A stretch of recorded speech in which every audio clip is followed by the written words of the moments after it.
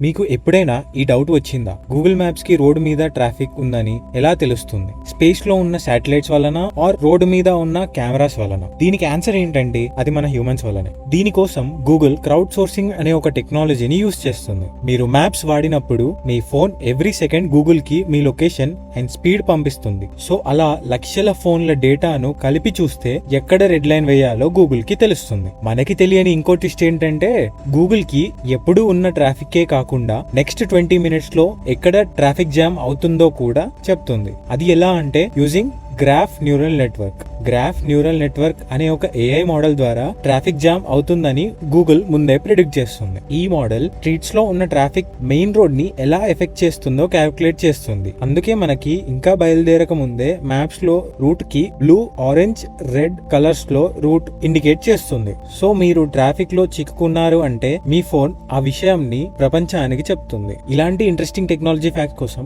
ఇప్పుడే మన త్రిజ్ఞానం ఛానల్ ని సబ్స్క్రైబ్ చేసుకోండి.